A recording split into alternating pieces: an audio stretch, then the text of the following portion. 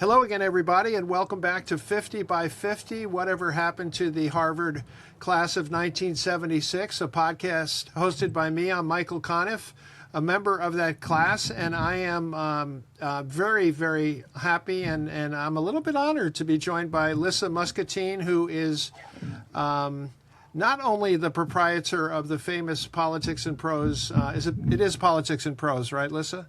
Politics and Prose bookstore in Washington, D.C., but a really renowned journalist, speechwriter, and I want to say right-hand person for Hillary Clinton, deeply involved with the Clintons. We can talk more about that, and is also has written, helped Hillary Clinton write a couple books, I think, and is now writing her own called Hillaryland, which I can't wait. When is that coming out? April 27th. Yay. It's been a long done? time. It's been a long project, let me just say. Long haul. Are you done with it? Are you done with the book? I'm now actually, as we speak, I am crashing, sprinting to get the final manuscript in for copy editing in about okay. a few weeks. So the thank you timing for- of the reunion has not been great, but I am coming.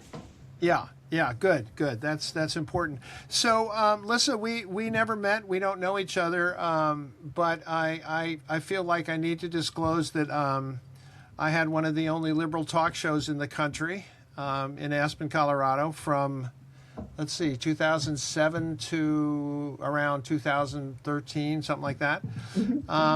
When my claim to fame, this is going to bring you back, when Obama announced he was, I think, 40 points in arrears of Hillary, the next day I got on the air and I said he's going to win. And so that was my one call. And after he did win, I got out of radio. So You had a great record. You're batting 1,000. yeah, I quit while I was ahead. But listen, I wanted to start first with something you wrote in the Red Book for the 50th reunion, and you said, I think very, very succinctly, that the word veritas is more important than ever. Harvard's motto.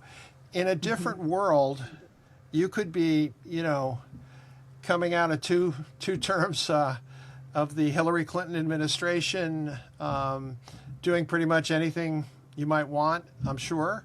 But what when you said that about the word veritas being more important than ever, what did you mean?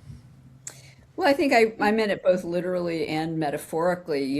Harvard, the motto is truth, and truth is under assault right now. Truth is not valued by a certain segment of leadership in this country.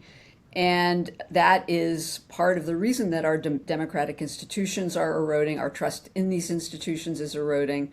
And it's also helped erase the possibilities of real, true civic discourse, which is foundational to our democracy and to the functioning of a good government. And when truth starts evaporating, you're in big trouble. And Harvard can protect truth on many levels. I mean, both in standing up to federal intrusions and intrusions of the Trump administration that are unprecedented and forms of harassment, really, quite frankly, but really have economic implications, and also by just being a kind of center of moral and ethical leadership. And that's really all I meant. Well, that's a lot. That's a lot to unpack. But the key word is veritas is Latin for truth, and we can use more of that. Did you ever? I guess your last involvement, you were an advisor to the 2016 Hillary campaign, right? Sort of unofficially, yeah. I worked on some stuff for her, but I wasn't technically on the campaign. But we're going to walk through. I'd love to walk through your White House experience and all of that as well.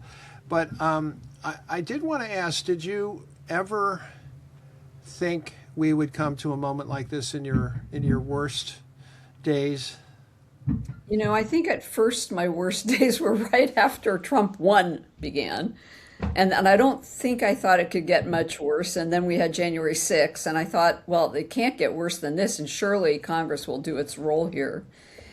And then, it's just flabbergasting that the man got reelected. And, I get cultism, and I get,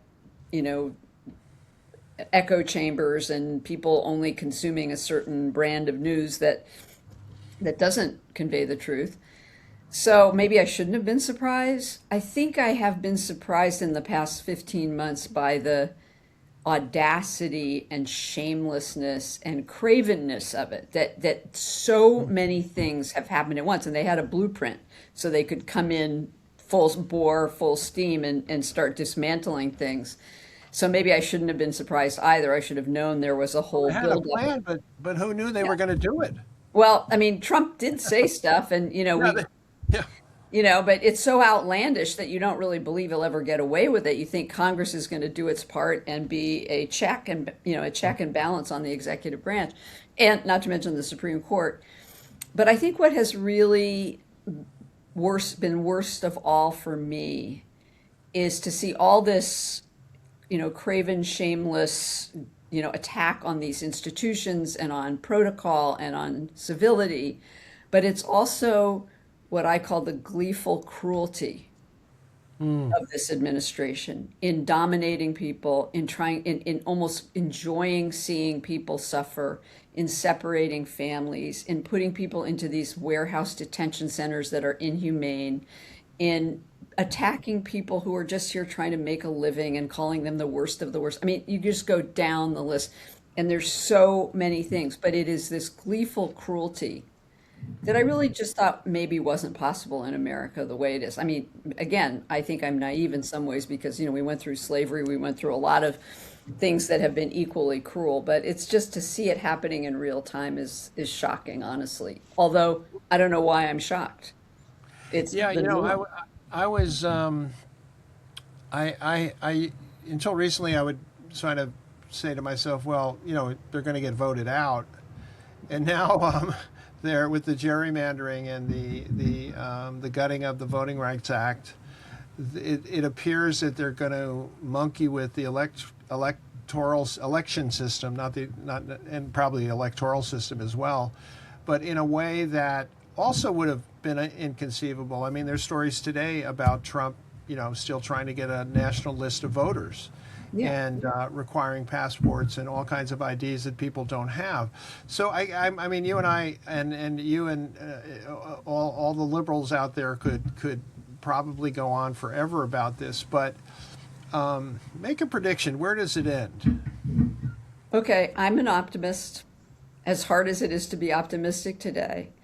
What I take heart in and what gives me hope that we will get a break on this because we'll elect either a Democratic House or hopefully a Democratic House and Senate is that people are really angry. They are coming out. People are doing things in ways large and small to register real displeasure with what this administration is doing. And Yeah. what we're heading toward, as you point out, is a tyranny of the minority. The Trump policies are widely unpopular. We know that, but he's got a rubber stamp in the House and Senate at the moment, pretty much, and so he's gotten away with it, and he controls the majority on the Supreme Court. So until we get people in office who can put an end to this, it's going to be hard. It's going to be hard to do anything in the short term. I also take heart in the fact that we have an incredible roster of Democratic governors and senators who, every day put their rear ends out on the line and try to do their jobs under enormously difficult circumstances. And there's real talent there. And a lot of great things are happening at the state level between governors, legislatures, attorneys general. So I think there are these pockets of resistance and these pockets of activity. But, you had the Trump administration just yesterday, ICE under the Trump administration went in and started tear gassing and pepper spraying peaceful protesters outside of ICE detention facility in New Jersey, including Senator Andy Kim. I mean, that's unconscionable.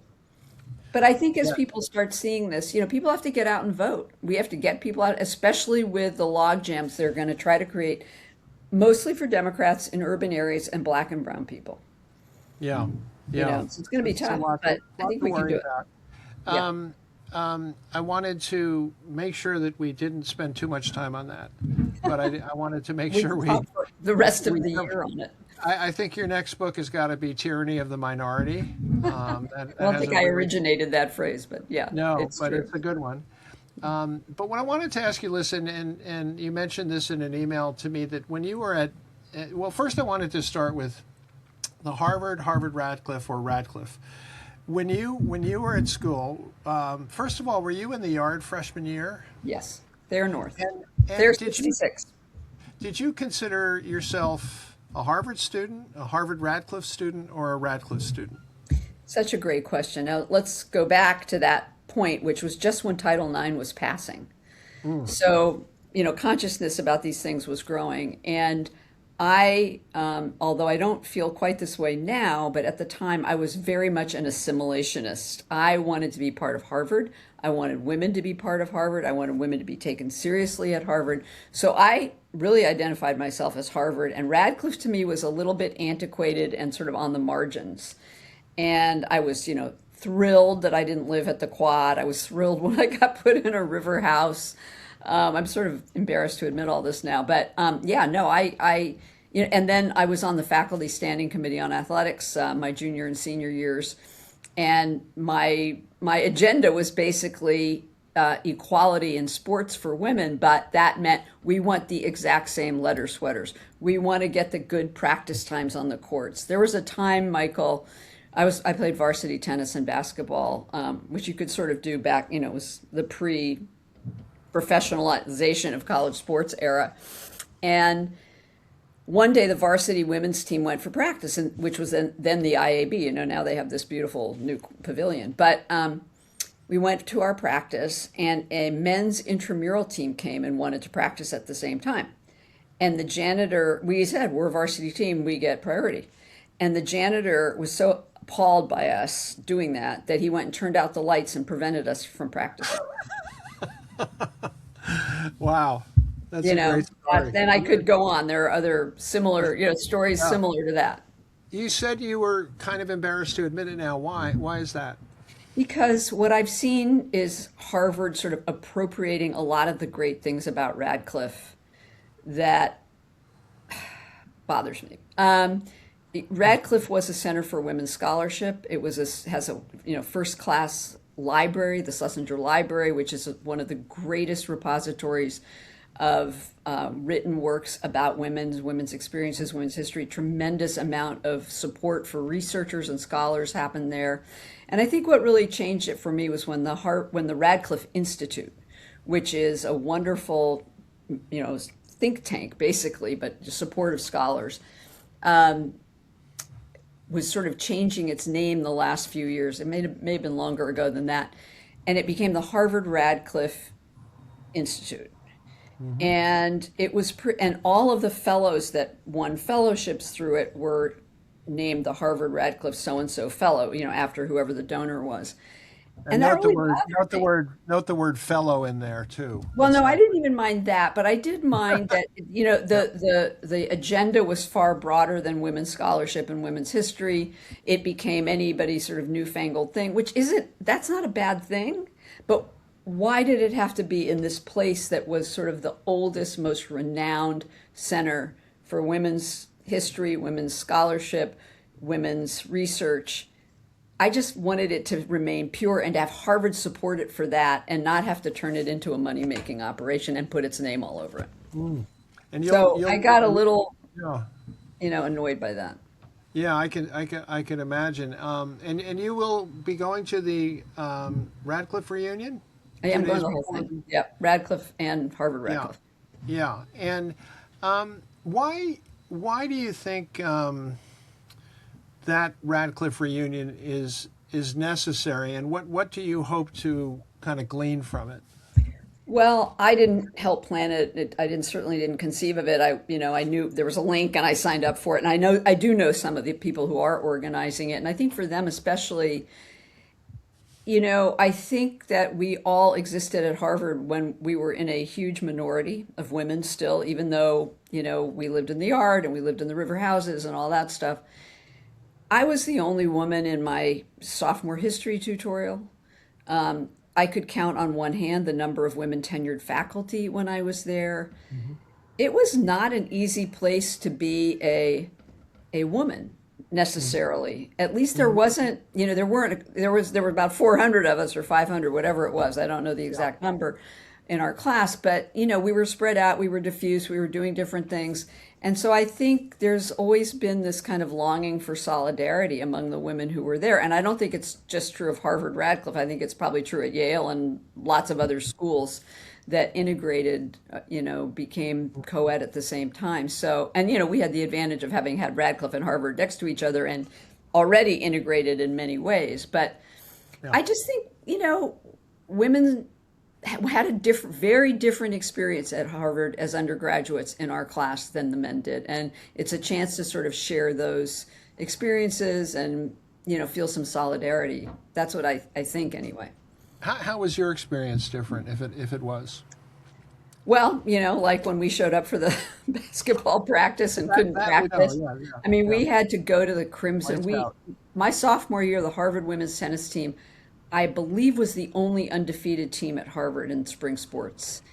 And I could be wrong, but it certainly was one of the very few.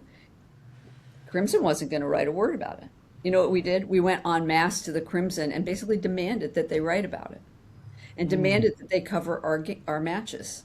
So there was You this know, invisibility, right? This feeling of being invisible, with the and lights so going not out, with the not crimson not taken ignored. not taken seriously, not valued, Yeah, not yeah, not being treated equally. Do you think they didn't cover the men's tennis team? Of course they covered the men's tennis team. sure. And so we had some protests where we went to the athletic department and we went to the Crimson and we demanded better coaches. And I'll tell you a funny story. When I was on the faculty standing committee, my senior year, seems so silly, but it was so symbolically important. At the end of my time on the committee, I had been making this big pitch that we needed commensurate resources and, warm-ups and, all the stuff that all the men's teams were getting. Sure. And we got sort of, secondhand versions of that. And my big pitch, purely symbolic, was we want the same letter sweaters. We want varsity women to get the same letter sweaters. The boxy black sweater with the crimson H.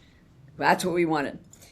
And Chase Peterson, who you may remember, was a lovely, I do. wonderful man, vice president of the university, a great tennis player too, by the way, just a great guy. He very innocently said to me at this final meeting, "But Lissa, don't you think the women athletes would rather have one that has, some frilly color around it or some pink or light blue, I was going to something say to pink. distinguish that it's women's sports?"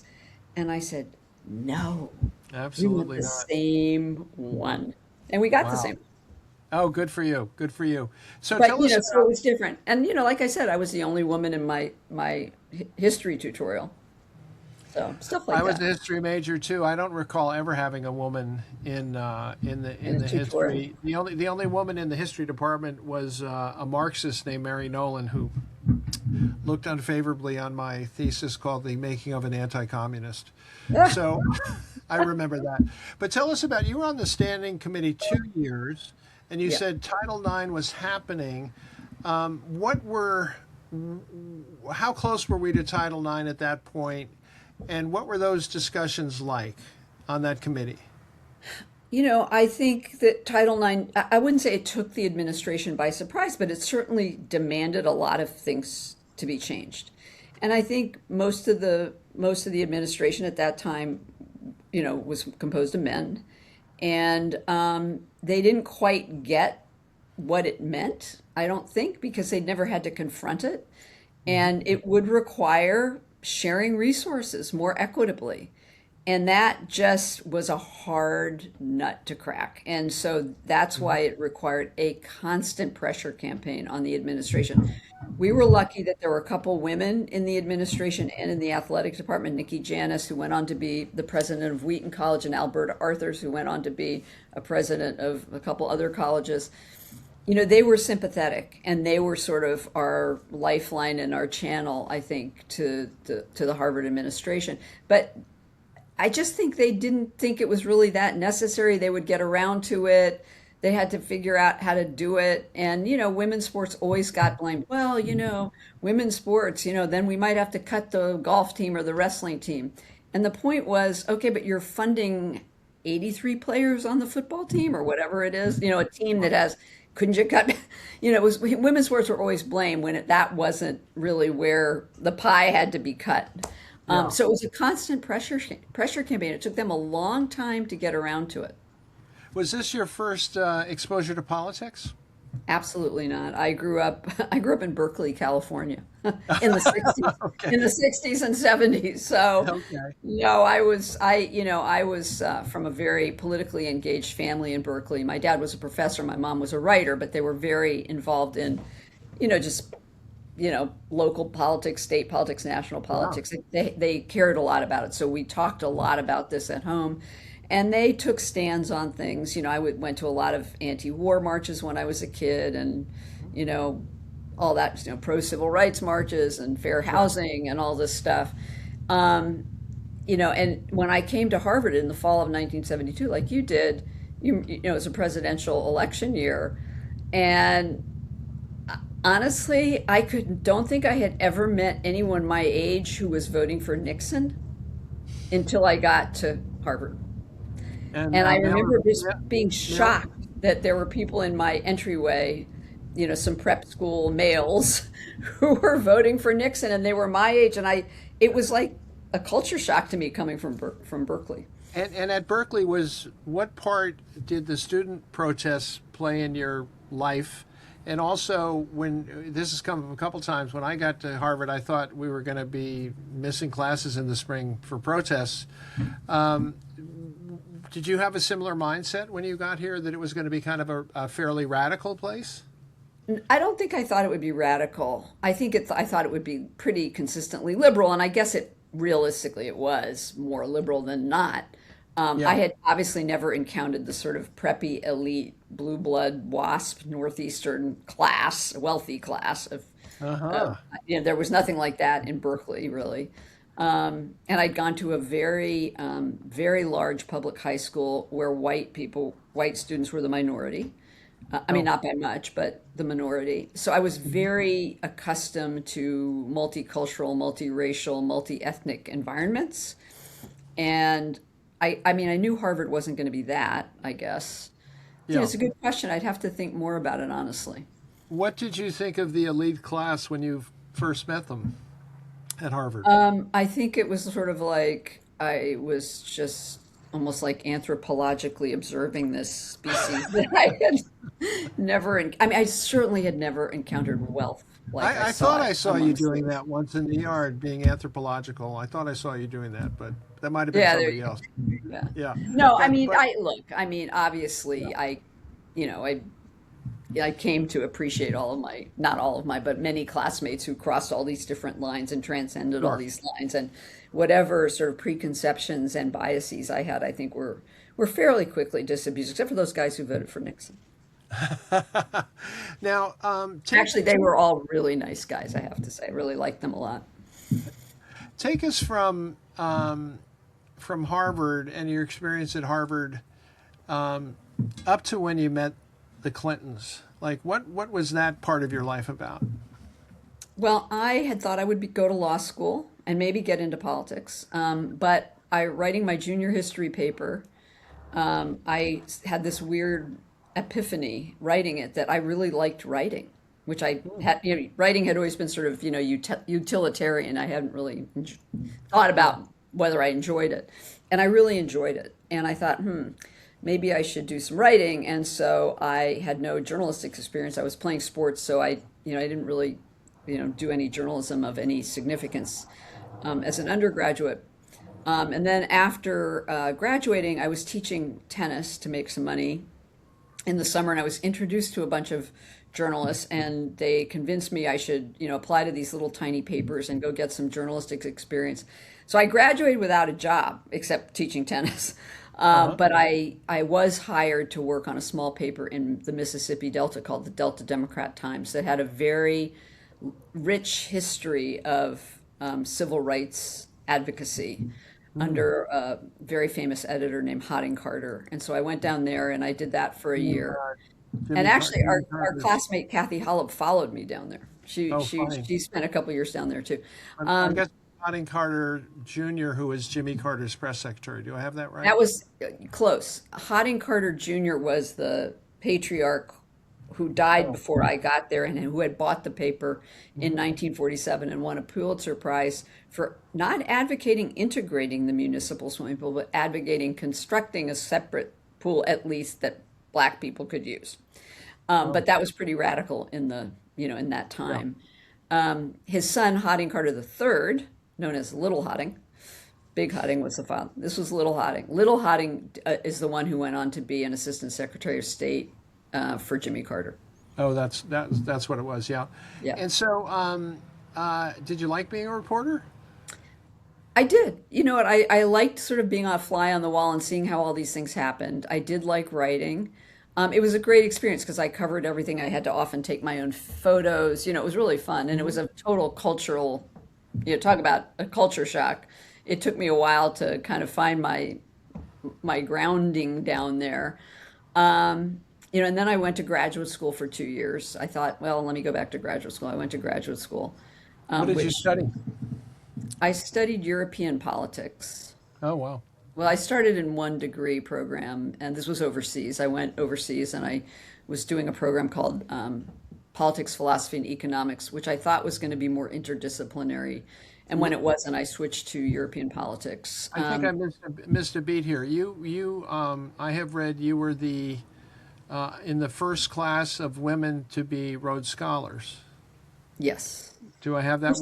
Is that what your study was about Yeah. when you went to Europe? Okay. Yeah. Well, So that's that, worth, that's I should certainly say I'm worth in the knowing. first class also that was allowed to apply Yeah, that because that there were a that lot of raised women. your odds. Yeah, There yeah. were women ahead of me, including some at Harvard, who fought really hard to make that scholarship available to women, and they had aged out by the time it happened, and Uh-huh. they deserved it as much, if not more, than anybody else. So I always felt like, wow, I'm just serendipity of birth date that I got to apply, and they didn't. Yeah, but nonetheless, that's kind of an anointing, if you will, and so that's certainly a very positive thing. So you studied history and you came back. What did you want to do? Well, while I was there, I have to say I did not take my academics as seriously as in retrospect, I wish I had. I spent a lot of time stringing for Time Magazine and the New York Times London Bureau and, doing all that kind of stuff. And that's what I decided I wanted to do. So I came back to Washington and got a job in journalism and have been in Washington ever since. And what paper were you at? I started at the now defunct Washington Star, Oh yeah, I know it which well. actually went under 2 years after I got there. I was listening to the radio on my way to work and found out that the newspaper was closing in 2 weeks. So that was, and I was very lucky to get hired. Then Washington Post, where I stayed for about, I guess about 12 years. And then I got out of journalism Ah, and went into politics and government. were you at were you at the Star when Bill McElwain was there, the editor? Yes. Does that ring a bell? Yeah, he was my Yeah, but editor Time Magazine, in Time Boston. Magazine had also bought it out, and it was changing. Right, Time Magazine owned it at the time. Yep, yep. Yeah. So what made you think you wanted to shift into pure politics versus journalism? I got very frustrated by the pretense of objectivity in journalism. I first of all, I think it's a false notion that any reporter can be totally objective. I think we should accept our subjectivity and just own it. Yeah. And I realized I didn't like I wanted to be, in the room where it happened, basically not on the outside looking in and trying to figure out what Yeah. happened. And that just built over time. And then when Bill Clinton got elected, I was a lifelong Democrat. We'd have 12 years of Republican presidents. I just thought, okay, this could be my only shot. This could be the only Democrat in my lifetime. We don't know. So Yeah. maybe I should switch to, I should try to get a job as a public servant, work in government. And give us the trajectory of working in Washington for the Clintons. What was your first job? I was hired well, and I talk about this in my book, actually, a lot of this stuff. I was hired into a job that had never existed, which was to be a speechwriter for halftime for the president and halftime for the first lady. And no first lady in history had ever had a speechwriter designated to her. For first ladies who gave speeches, which didn't happen all that often, well, with the exception of Eleanor Roosevelt, the presidential speechwriters would write the speech, but they didn't tend to like doing it because, first ladies weren't usually giving very, groundbreaking speeches. Hillary was going to do healthcare reform. And so they decided she needed somebody designated to her, but they didn't want to give a whole presidential speechwriting slot to that. So they said halftime for her, halftime for him. And I thought, whoa, that's pretty cool. So I applied and went through this whole process of, mock speeches and the whole 9 yards. And so what was it like? What was the difference writing for her and him? Such a great question. And I get asked that a lot. I never felt like I could really intuitively write for him. I felt like I could write a good speech for him. I could, hit all the notes pretty much, but it never felt really natural to me. And I never kind of figured out how to write for him just easily and naturally. Was that because he was a man? Was that because he was a man, or because? Well, everybody asked me that, and I do think, think part of it. That's part of it. That she and I were. I'm 7 years younger, but we sort of had come of age in the same zeitgeist of women's rights and civil rights and the Vietnam War and all of that. So we had very similar worldviews, even though our backgrounds are totally different. So some of it was that, and some of it was just both having been through having to endure the little indignities that women had to endure all the time in our age group. I actually think as much, if not more, was I just think my mind, and I'm not saying my mind works at either of their levels, believe me, but it works more like hers. So Bill Clinton, is very analytic and free flowing, and the ideas are all over the place, and he's got these, incredibly, what I always say is when you were in a speech meeting with Bill Clinton, you'd come out and feel like it was like the greatest college seminar you'd ever been in. But then you go and wait, what am I supposed to do now? And when you were in a speech meeting with Hillary, you'd come out going, okay, they're doing this and they're doing that, and I'm supposed to do this, and we got it. She's just a lawyerly, linear, sort of sequential thinker. She's very good at distilling things and sort of organizing them, and he's just much more, and some people can write beautifully for him, but I was not one of them. It sounds like they should have or could have or did really complement each other, being very different personalities. Did you find that? Yeah, I think they're very different. They have such a deep bond. It's hard to describe, and obviously a lot of challenges, but they're very different. Yeah, they're very, very different. But they have incredibly deep shared values and sensibilities about a lot of things. So there had never been a first lady like Hillary Clinton before or since, and she's right on the front lines of the most contentious policy fight, healthcare.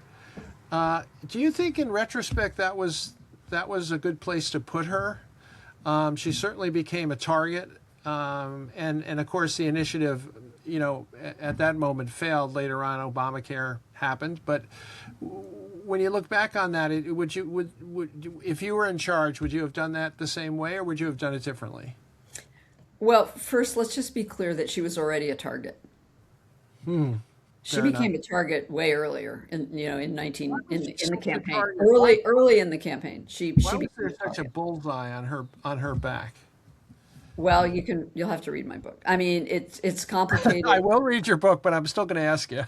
No, what I talk about a lot in my book is this was the beginning of the evangelical right, the Christian right, the radical right. Talk radio, yeah. The rise of talk radio absolutely was huge. Yeah. The rise of Newt Gingrich. All of these were attempts to essentially turn back the clock. They were very retrograde policies, in my view. And she was a woman who was daring to stick her toe out of the lane. And she was threatening, she was scary, she was smart, she was professional, she was ambitious, her husband basically said she's my equal. And people, that political that part of the political spectrum did not like it and freaked out about it and wanted to stop it. And she became the, the vessel of, for a lot of that anti kind of that I don't want to say anti-woman, but I said it was it was anti that kind of woman. It felt pretty misogynistic, actually, didn't it? It was incredibly misogynistic, and one of the things, if in my book that I get into is it was not only misogynistic, there was like a visceral, sexualized, violent component of it directed no kidding. How did that manifest? In things that were said about her, in examples of the ways they would demean her. I mean, I'll just give you one example, and this came later, but it started then. I mean, if you listen to Rush Limbaugh and some of his acolytes talking about Hillary, and you start to distill down the things that were said, you will be shocked by the sexualization of her and the violent language associated with that. Lock her up later on, right? That wasn't sexualized, but yes. There was also a huge attempt to make her seem untrustworthy. Oh, she's having these secret meetings on healthcare. Oh, you can't trust her. You don't know what she's really up to. And the press was somewhat complicit, not I think intentionally, but in that they had never had to cover a first lady like this. They didn't even know who to assign to cover her. Right? I mean, the style reporter, the politics reporter, the healthcare reporter, so it was a lot of, there were people who were just confounded by her, and then there were people who were threatened and afraid of her and wanted to stop her. And that started in the campaign. I mean, it probably started even earlier, but it really took hold in the campaign.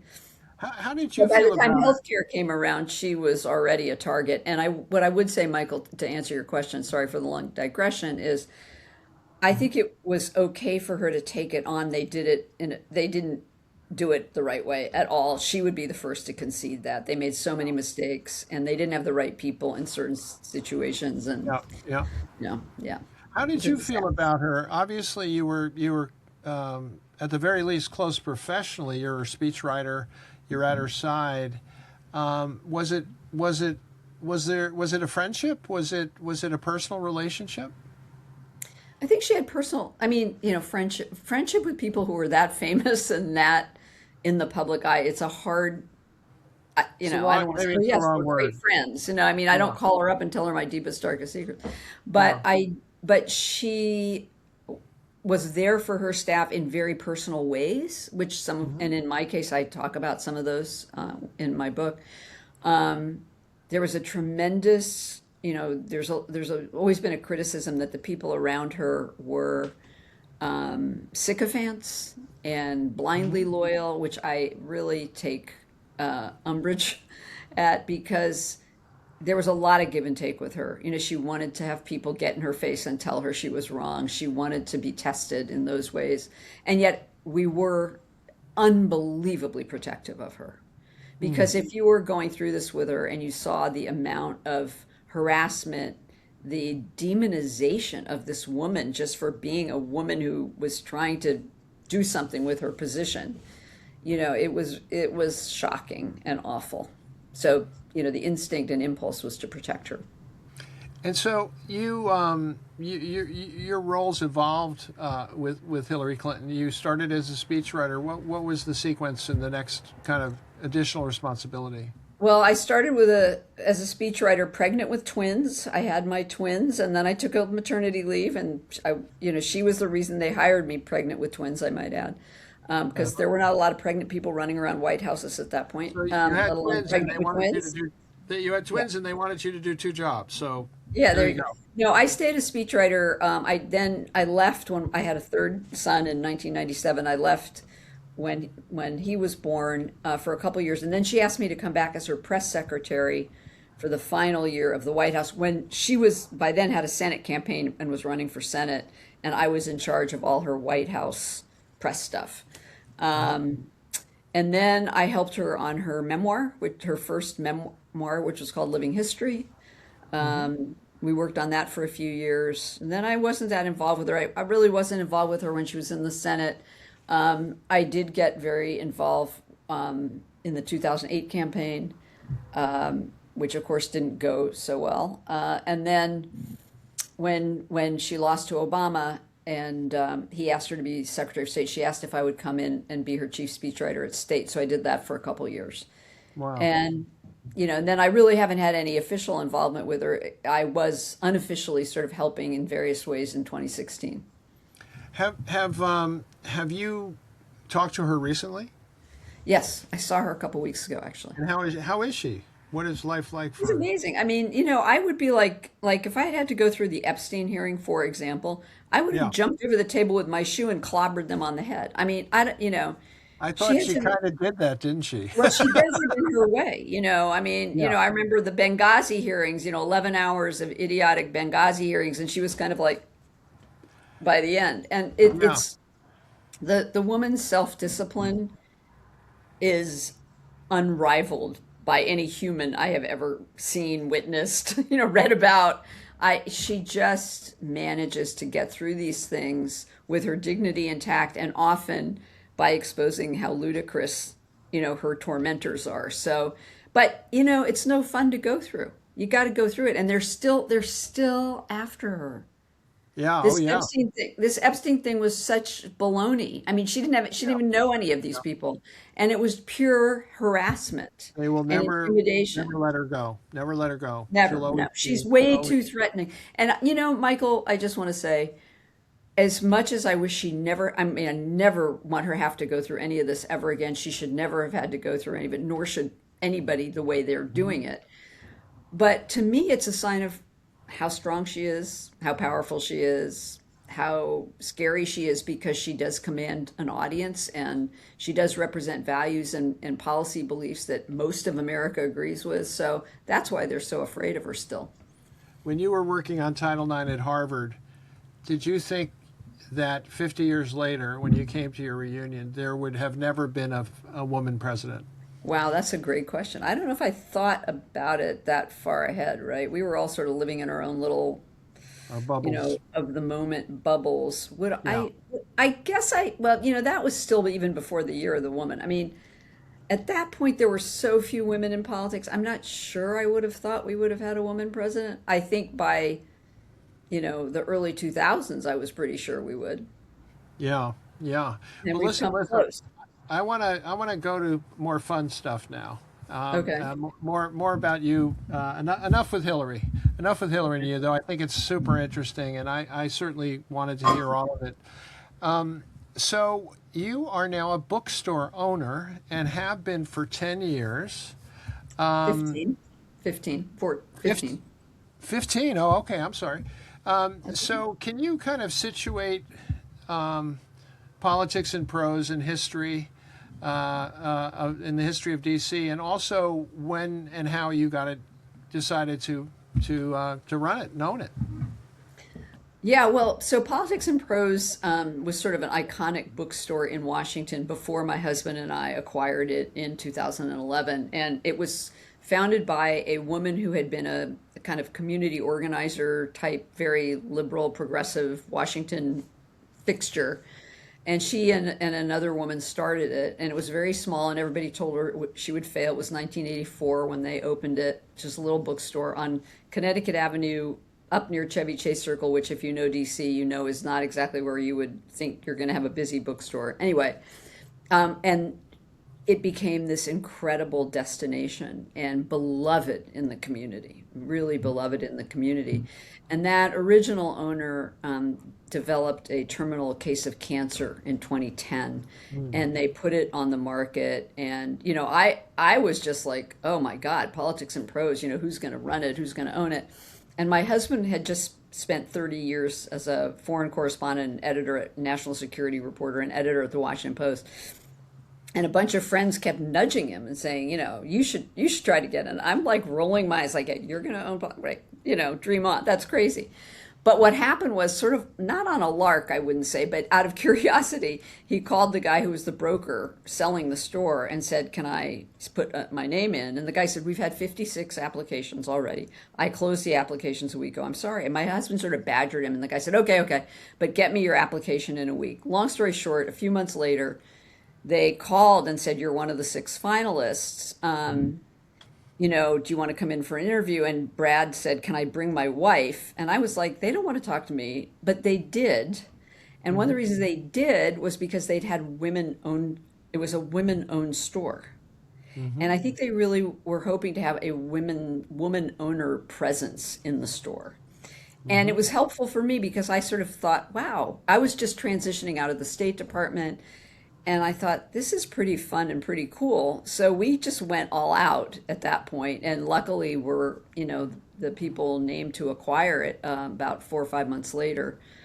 In fact, I was on a tour of Harvard with our twins when we got word that we had been chosen as the new owners. And what I like to say is I do think there's a certain symmetry to my career, from journalist to speechwriter to bookstore owner to writing a book, which is that all of these jobs are about sort of the intersection of words and ideas, and just in different forms. And so it's a very tough business, let me just say. I love being part of a local retail scene. I love being part of the community. But it's hard. It's really hard. And that's what I wanted to ask you is, so were you, obviously you had never owned a store, but you were a No. writer and I'm sure were a great reader. What was the biggest surprise when you took over the store? And would you call it a surprise or a shock? What was the biggest surprise? I mean, people always said to us, remember, the customer is always right. And I learned pretty quickly, actually, the customer is not always right. Just saying. No, Yeah. what was the biggest surprise? I think we had done a lot of research. We talked to a lot of independent bookstore owners by the time we acquired it. And so we knew this was a time of, Amazon and ebooks and big box stores. Everybody thought the death of independence was near. And it was sort of the bottom, as it turned out, and things started looking up fairly quickly. We've been through some hard things. I think the politics invade our staff. Generational politics invade our staff. That's been hard. That we have staff. How so? How did that happen? Well, we have some young staff members who, well, I cannot wait on Brett Kavanaugh if he comes into the store because I would feel unsafe in his presence. I'm sorry, I just don't have a lot of sympathy like that if you're choosing to work in retail in Washington. And by the way, I think we have enough agency to say, I'll take your money to pay my salary, but I'm not going to engage you in a long conversation or whatever.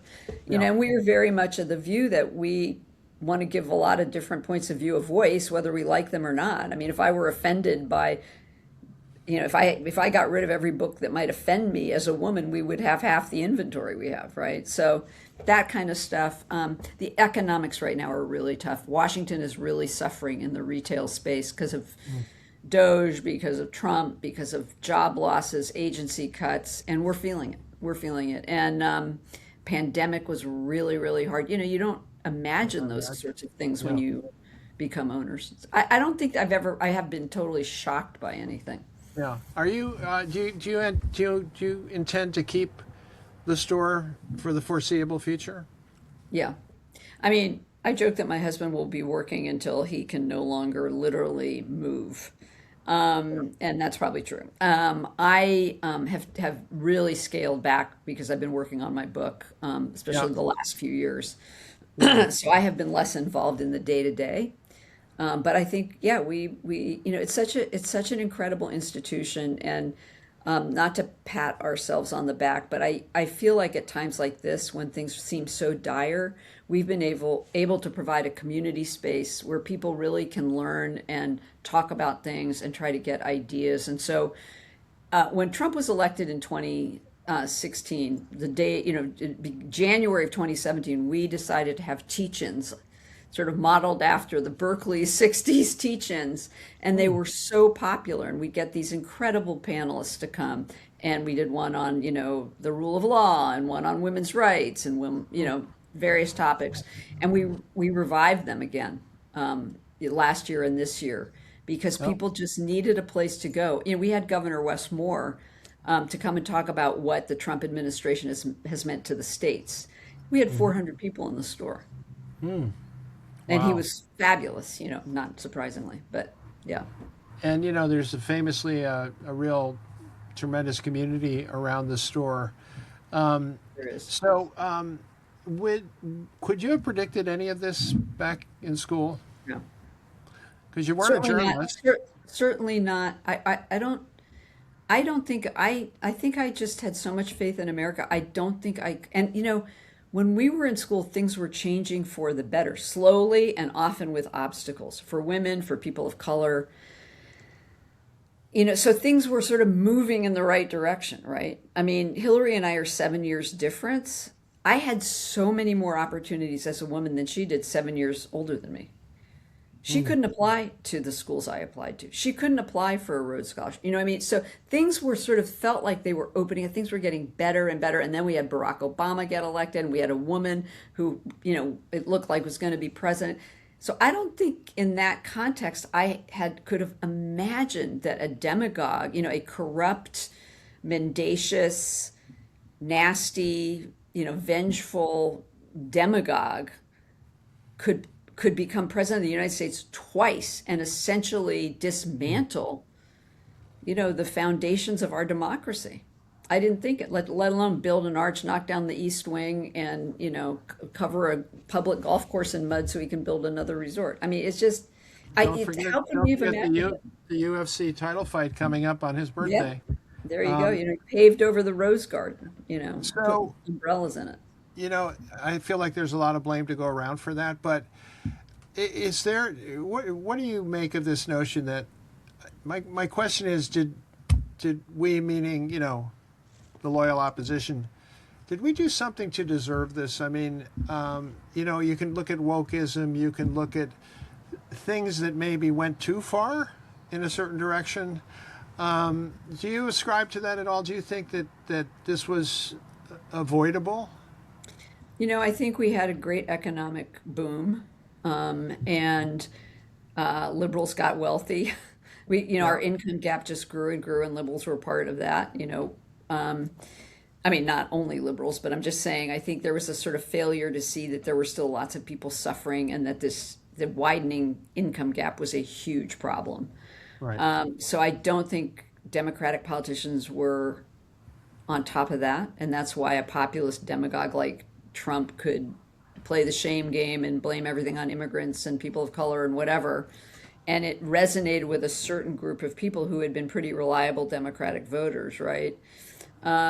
So, to that extent, I think we were sort of asleep at the wheel and, not really aware of leaving a lot of people behind when we were maybe doing well. But what else? I mean, it's Yeah. gone so far. And I mean, in terms of, here's the thing. One thing I learned, I'm more liberal than the Clintons. Maybe not that much more liberal than Hillary, but certainly than Bill Clinton. And I work for him. But one of the things I learned is you have to govern. You don't govern from the extremes. You can run on one end or the other. You can get elected on one end or the other, but you can't govern there. And Mike Johnson is finding that out now, right? In the House, because even Speaker, Republicans are starting to say, "Wait, this is kind of crazy."